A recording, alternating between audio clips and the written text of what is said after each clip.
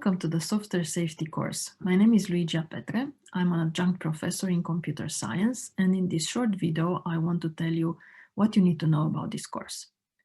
First of all, why do we bother with software safety? What is software safety? It appears that since about the 80s, we have started letting software control our systems, our everyday systems, and also systems which are more complex and more life-threatening, like nuclear plants, like healthcare, like the planes that we fly.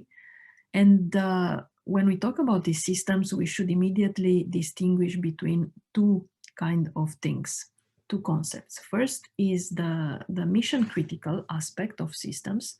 For instance, a plane has to get you from point A to point B, but also the safety critical aspect of systems, meaning that the plane should take you from point A to point B without crashing, so avoiding accidents. And regarding systems that are controlled by software, there are a lot of misconceptions. And one of them is that software can be safe or unsafe. In fact, this whole terminology of software safety is a little bit wrong. So software cannot be safe or unsafe. Software is just an abstraction. It's the way software controls the system that puts you in danger or not. The physical system will provoke an accident or not the software. It's the interaction between software and the system that is important. Another misconception is that reliable systems are safe. So what is a reliable system? How is reliability calculated? Is usually based on probabilities, on risk assessment, how likely it is that this sensor will fail, that this screw will break. But when we have our systems just made out of hardware and relatively simply, this might work. But nowadays, our systems are very complex. And we cannot make this probabilistic risk assessment because probabilities are based on the fact that the events that happen occur randomly. But we have software, we have humans involved in our systems today. These are not random behaviors. These are very complex or very logical in the case of software behaviors, and we cannot apply probabilities and risk assessment there. So the fact that we can calculate that the system is reliable does not mean that it's safe. Safety and reliability are two distinct system properties. Then another misconception is that if we can prove somehow that the components are safe, then the system made of those components is also safe. This doesn't work. So safety is a system property. So we have to discuss what happens at the system level, not that this screw is safe.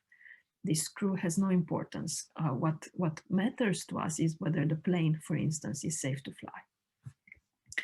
And related somehow to all of this is that the misconception that by testing the system, by simulating the system, maybe even mathematically proving things about the system will ensure us that the system is safe. This is also wrong.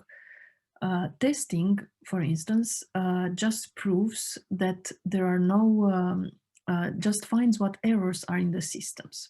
It doesn't prove that the system has no errors. So if the testing that did not find the errors, it doesn't mean that the system is error-free. It just didn't find them.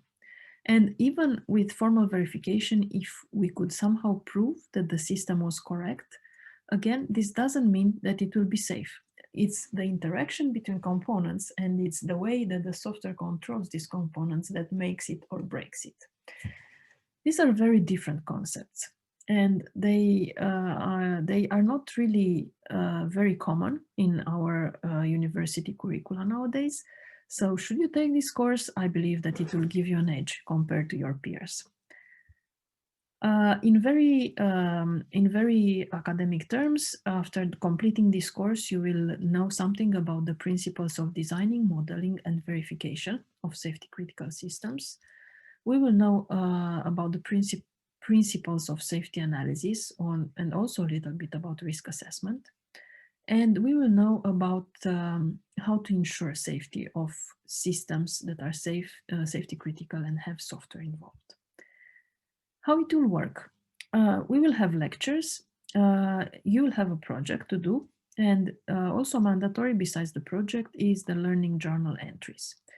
There will also be quizzes because the lectures will be made so that I will explain concepts, and after some concepts I will have polls for you. So small questions in which you have to choose the correct answer from several alternatives. This will keep you, let's say, more entertained, because by knowing that a quiz is coming, you will perhaps open your mind a little bit more to understand the concepts that I'm trying to communicate. And it will also underline which are the most important concepts in a lecture. Quizzes are optional, however. They just will give you more points, some optional points if you choose to take them. About the learning journal, here is the learning journal.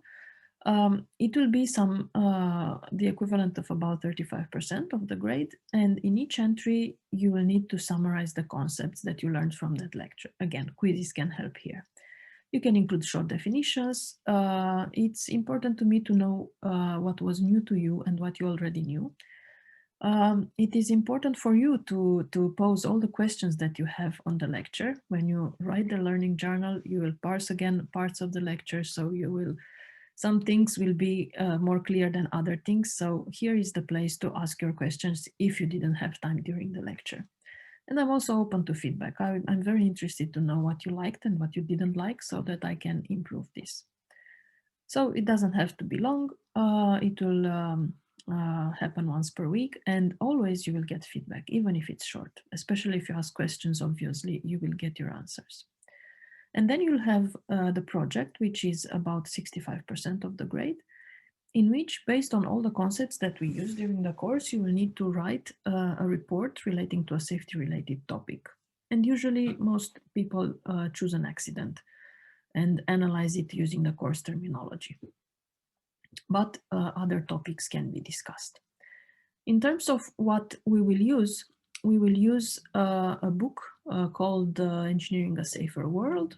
The author of the book, Nancy Leifson, is a worldwide expert on safety, and the book is available online. So attendance to the lecture is not mandatory. You can choose to read the book, but the book is very thick, I should warn you, and therefore sometimes maybe it's easier to follow the videos. About one lecture is about one chapter of this book. That said, I hope I have given you an idea about this course, and I would very much appreciate and like it if I will see you then in the course. So once again, welcome.